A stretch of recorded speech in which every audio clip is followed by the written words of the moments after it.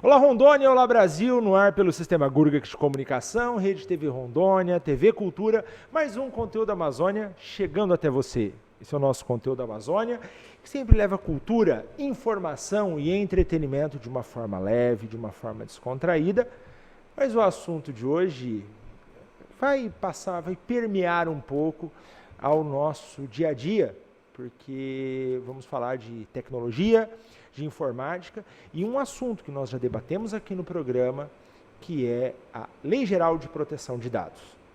Mas você que está em casa, para que a gente possa dar início ao nosso programa, hoje aqui eu estou lardeado de grandes homens, grandes figuras. Primeiro, nosso entrevistado, Leonardo, satisfação, muito obrigado. Prazer é todo nosso, satisfação toda nossa. E hoje, tendo a honra aqui de ter aqui ao meu lado a excelência da comunicação. Depois de uns 3 anos, Paulo Daniel Benito. É lógico, satisfação, cara, poder ter a honra de ter você aqui ao meu lado. É que deu acaso que hoje, né? Deu acaso do nosso horário de estúdio convergir. E antes que alguém pense que eu e o Ricardo a gente não se comunica, tá? A gente vamos gravar um programa juntos. Juntos, né, com certeza. Porque a gente sempre fica no revezamento, né? Quer dizer, o programa que vai gravar é o Ricardo, eu vou fazer só de conta. Eu vou acompanhar a entrevista. Muito bom. Leonardo, o que é LGPD? Bom, basicamente a LGPD é uma evolução da... LGPD, Lei Geral de Proteção de Dados. Não, tá, vamos deixar bem claro a sigla aí. Tem que ficar bem claro hoje em dia, ainda mais nesse mundo de nomenclatura. Exato. Basicamente a LGPD é uma evolução do Marco Civil da Internet, né, e é uma cópia da Lei Geral de Proteção de Dados europeia. Para você que está em casa poder entender um pouquinho mais, lembra aquele caso da Carolina Dickmann? Lembra aquelas coisas que aconteceram? As fotos vazadas. As fotos que vazaram, né? O caso dela, eu quero dizer, das fotos que vazaram e tudo mais. Tudo isso tem a ver com a LGPD, Lei Geral de Proteção de Dados, que está batendo na nossa porta. Mas para que a gente dê continuidade a esse assunto, vamos dar nossa alegre vinheta.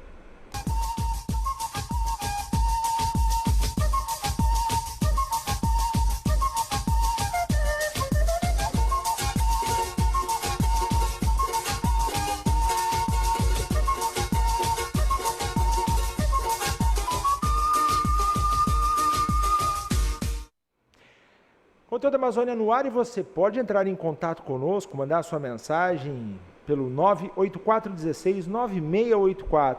É muito importante a gente saber o que você pensa, sua crítica, sua sugestão, para que nós possamos fazer esse programa cada vez melhor, com o seu jeito, com a sua cara.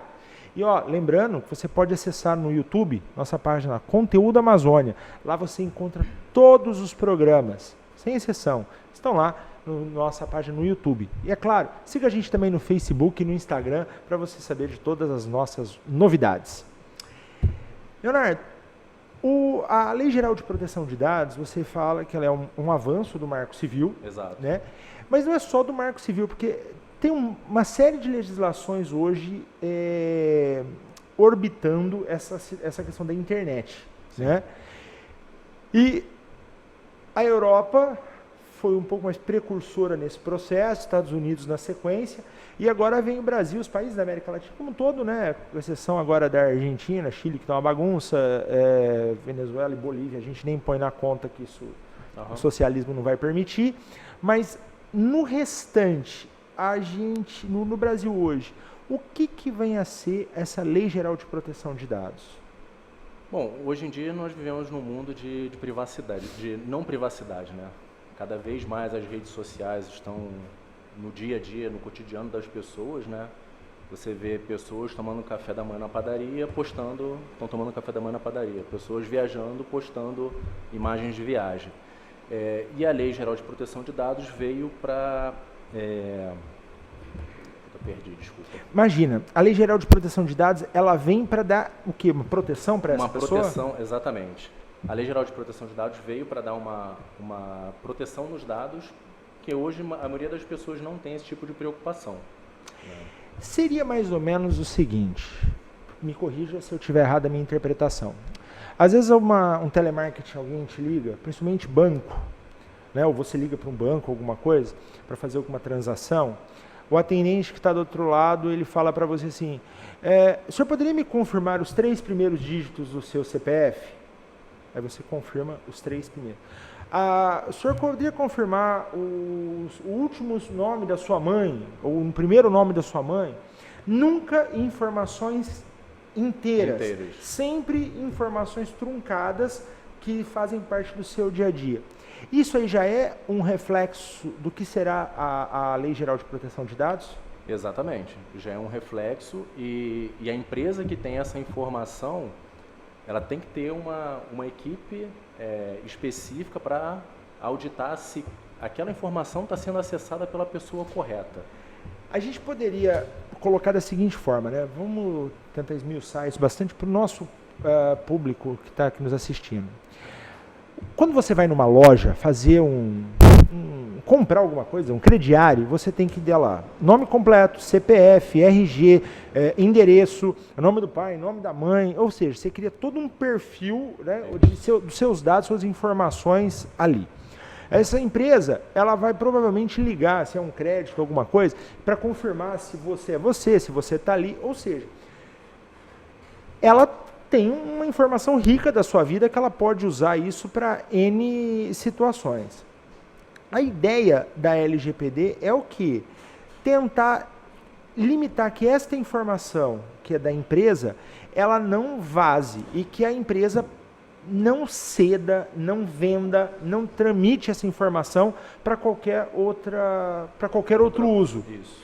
Limitando até o funcionário que está ali, ele não ter acesso ao teu nome completo, ele vai ter acesso ao seu primeiro nome, aos primeiros 3 números do seu CPF para fazer uma confirmação, ao seu endereço, só um pedaço do nome da rua, enfim, para que nunca, mesmo que se ele bater uma foto daquela tela, ele não vai conseguir linkar que você é você. Seria isso? Basicamente seria isso. É a privacidade que a empresa vai ter que ter em cima de um dado que ele coletou de você de forma verdadeira.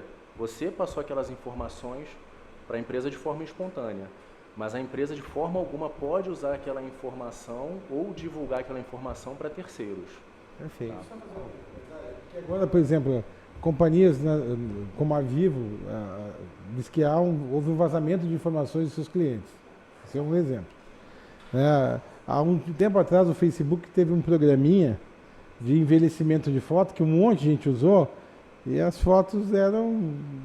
Você assinava uma renúncia à sua imagem ou aquelas imagens por um tempo indeterminado. Esses efeitos dessa nova lei vai atingir para trás também ou é só daí para frente?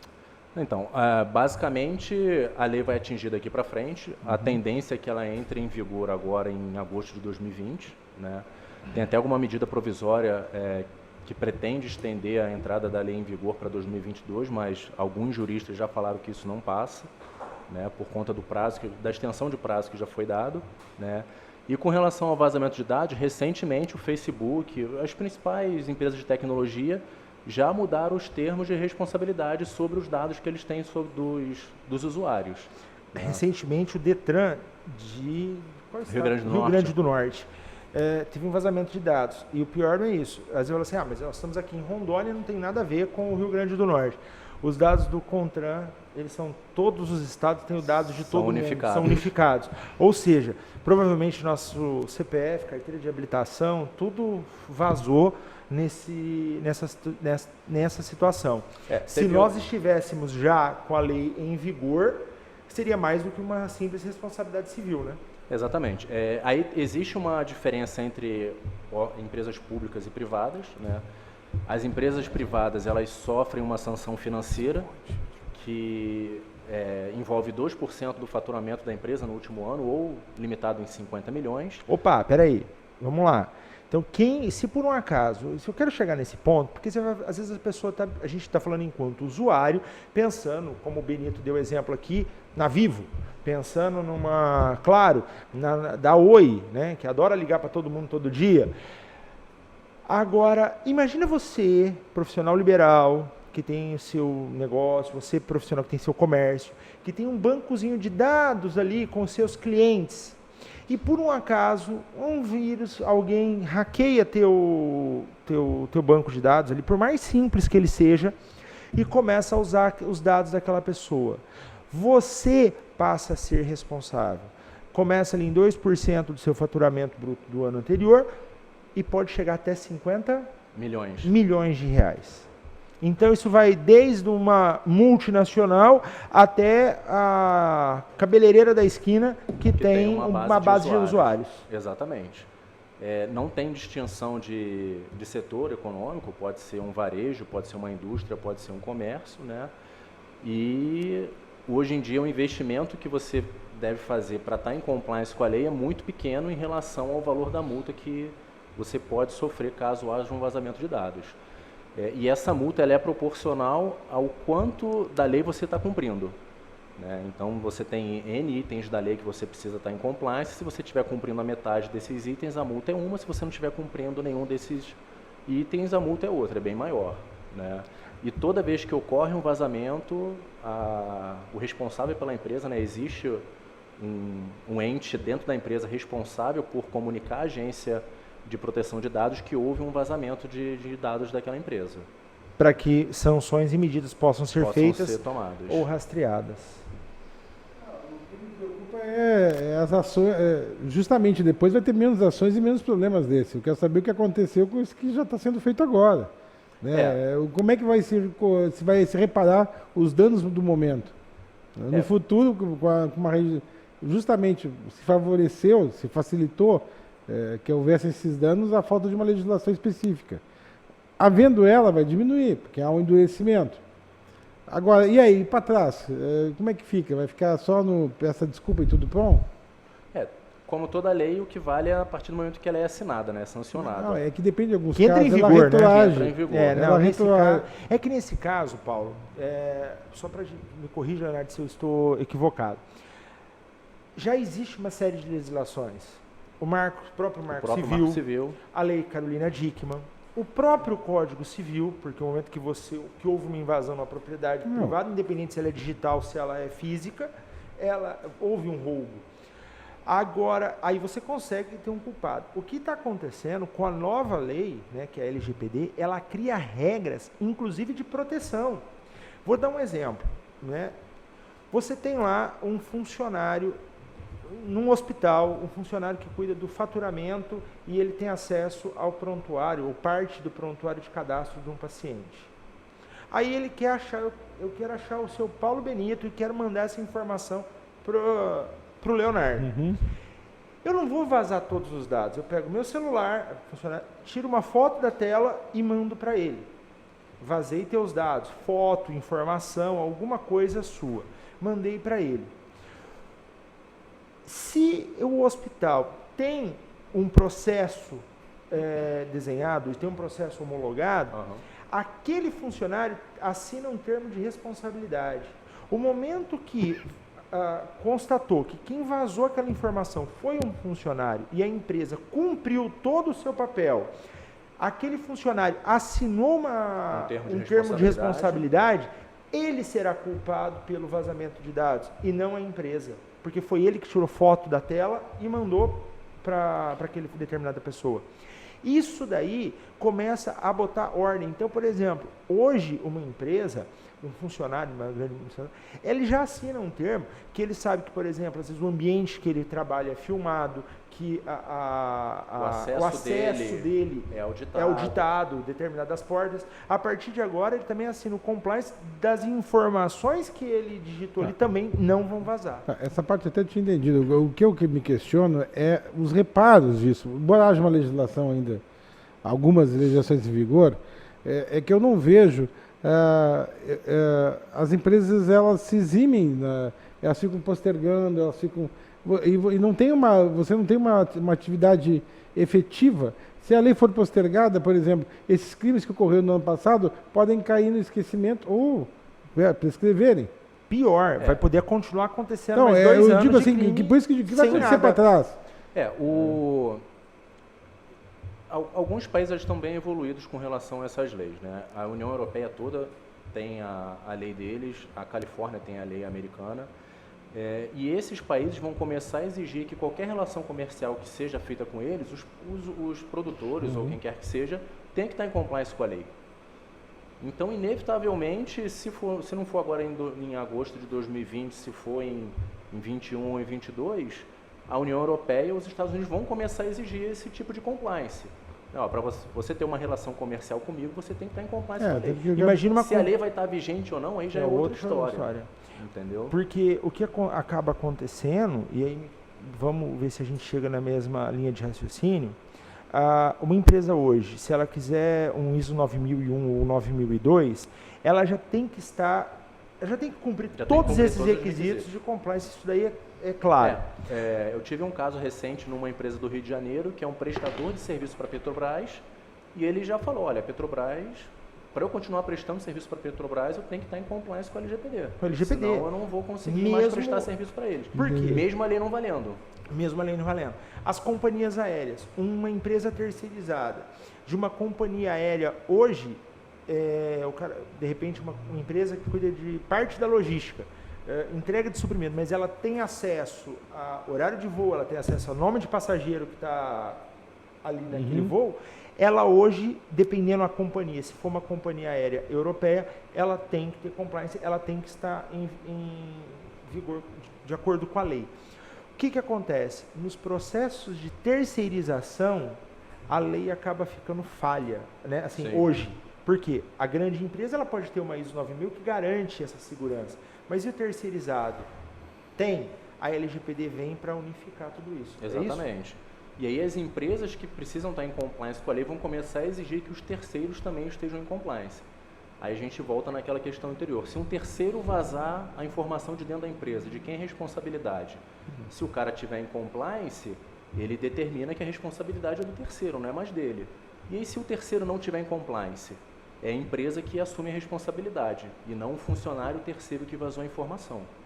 E com isso, a gente tem que começar a pensar.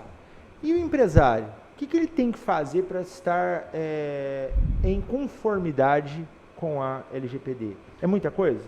Você vai responder isso daqui a pouquinho, depois do nosso intervalo comercial. É rapidinho, é no Alto Carro.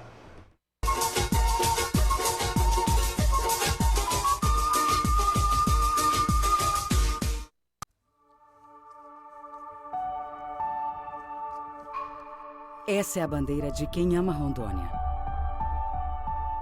Briga por ela quem é contra a corrupção. Briga por ela quem está aqui e ajuda a criar leis, como essa que cria o Fundo Estadual dos Direitos da Mulher. Foi aprovada a lei. Ou quem está aqui e fiscaliza a aprovação do orçamento anual, quando os deputados decidem como o dinheiro do cidadão será gasto pelo governo de Rondônia. Honra essa bandeira quem é honesto e trabalha para construir um estado melhor. E quem exige seus direitos e vai à luta todos os dias. Essa é a minha bandeira. Eu brigo por ela.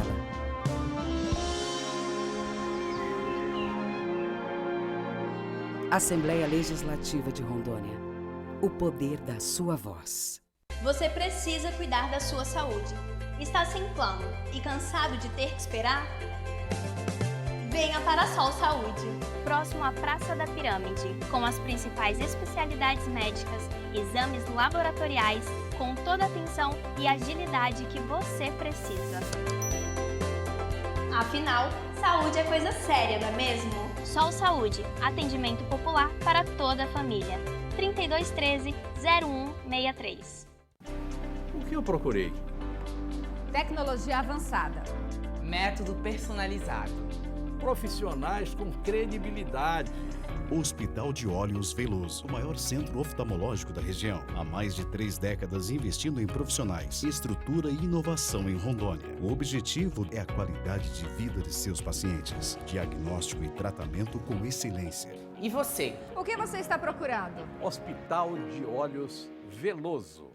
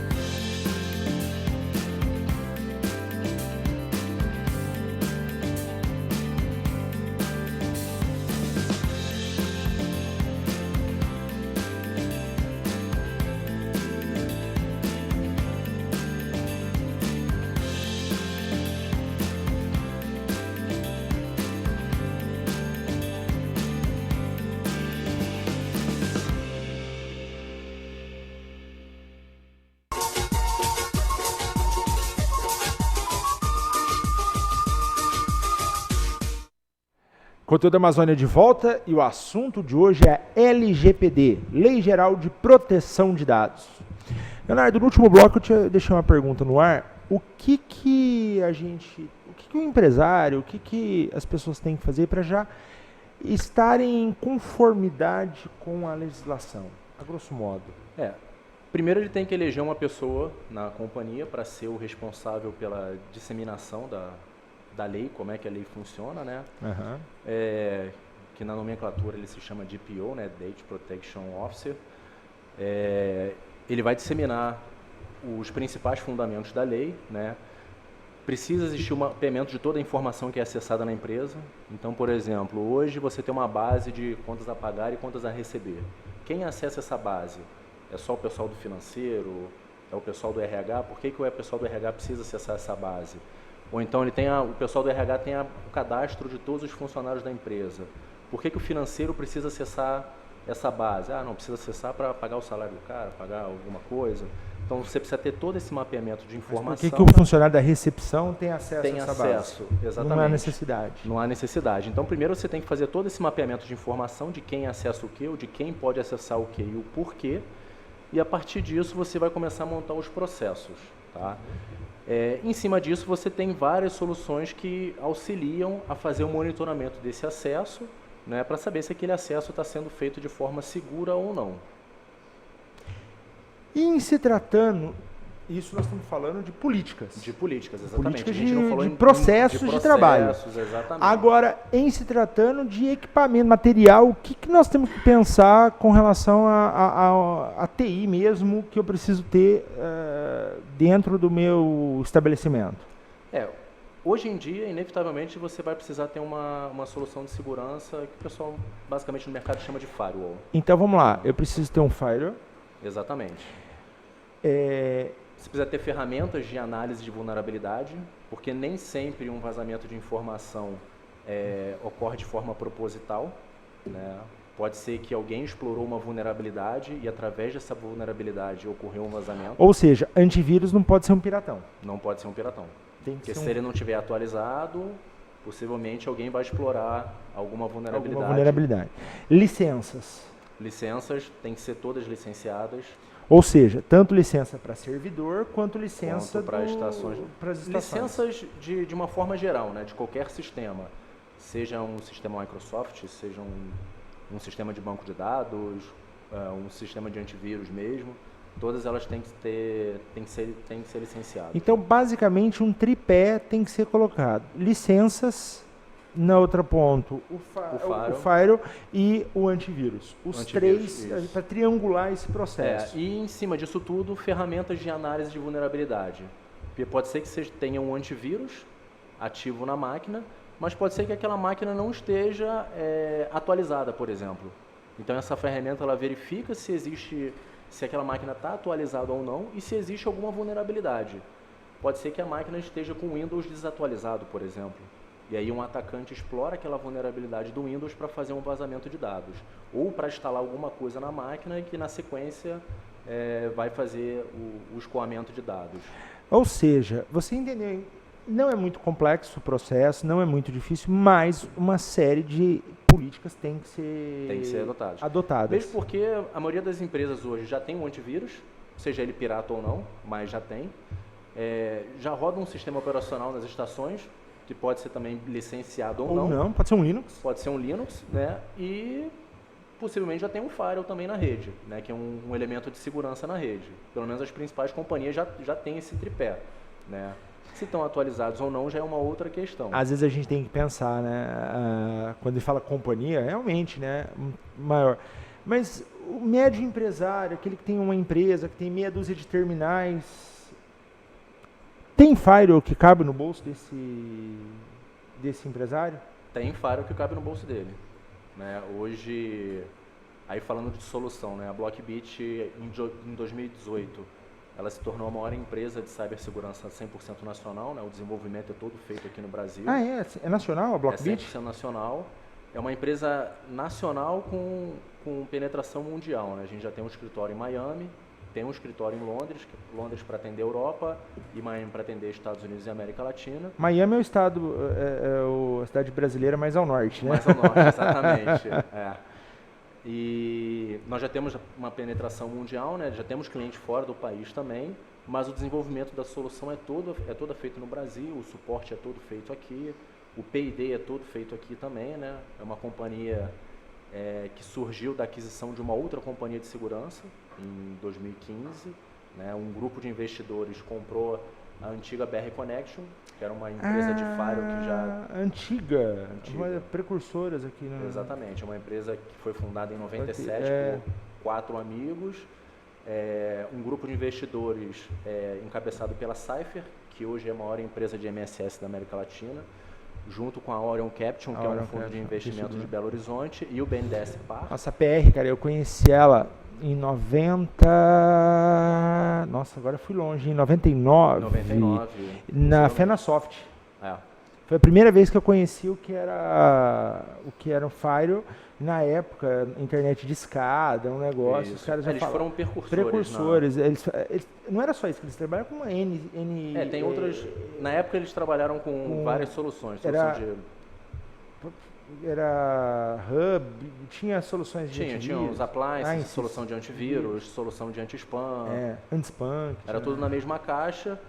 Com a compra por esse grupo de investidores, eles fizeram um estudo de mercado e acabaram focando no produto de firewall, que hoje é um Next Generation, né, que é o que o pessoal chama de firewall de próxima geração. Né, então, em 2018, nós nos tornamos líder do mercado nacional de solução de cibersegurança, e a tendência para os próximos anos é expandir a empresa globalmente. Nossa, isso aqui em Rondônia, para quem tá, mas e aí, o que eu faço, para onde eu corro com a minha empresa? A gente tem braços aqui?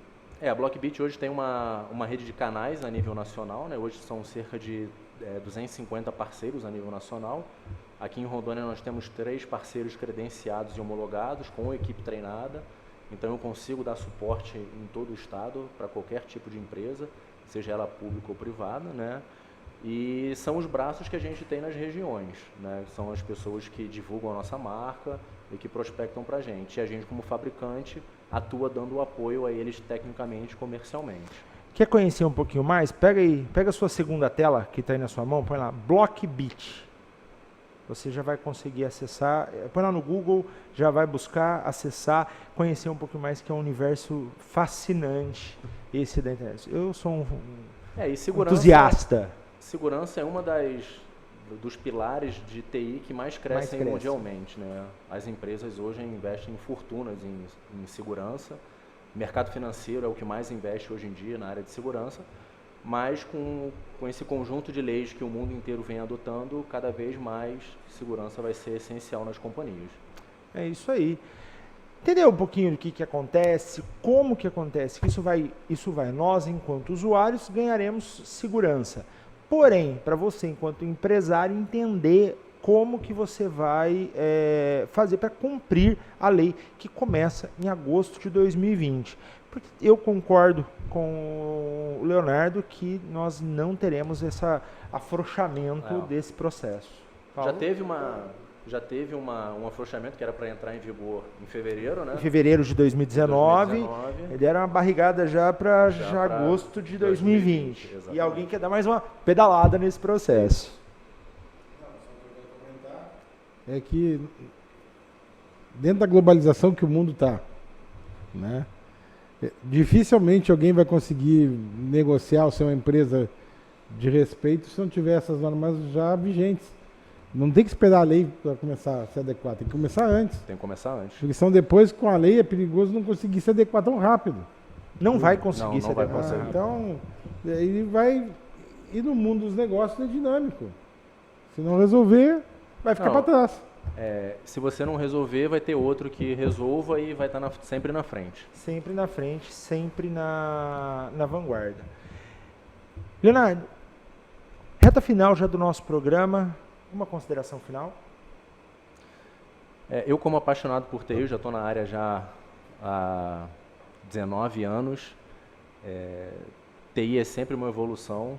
Né? Antigamente, um ciclo de TI durava 10 anos. Hoje em dia, um ciclo de TI dura dependendo da solução, dura 1 ano. Você vê as principais empresas que desenvolvem hardware de telefone, a Apple e Samsung. A cada ano eles lançam novas tecnologias e não é só um telefone novo, é um processador novo, é uma câmera nova, é um sistema operacional novo. Então, cada vez mais a TI está envolvida no dia a dia das pessoas, né? E, inevitavelmente, o investimento em TI tende a crescer mundialmente, independente se é para o usuário final ou se é para uma grande corporação. Olha, eu costumo dizer o seguinte, meu primeiro computador, que foi um Cobra, eu já peguei ele velhinho, eu usei ele uns 8 meses. Depois o 386, eu acho que durou uns 2 anos e meio. O 486 durou pra caramba na minha mão. Quando eu fui pro Pentium, que foi um Pentium 100, nossa, como o Pentium 100 eu fiquei com ele alguns anos e rodou. Depois do Corel 3, Corel 5, Corel 7, é uma velocidade tão grande que o computador já não dura mais na sua mão, porque você já precisa de um processador maior, você precisa de mais memória. Eu lembro o meu primeiro computador, eu estava tentando lembrar agora, acho que ele tinha 4 megas de memória RAM. Hoje, quanto que tem? Você falava um computador na época de 500 GB de HD, era muito HD. Hoje você não fala menos de 2 teras. Sim. E aí se não for SSD, para poder ser rápido o acesso. Então, muita evolução nessa frente. Benitinho, obrigado por você estar aqui comigo. Eu estou aqui hoje, eu que te fiscalizo aqui.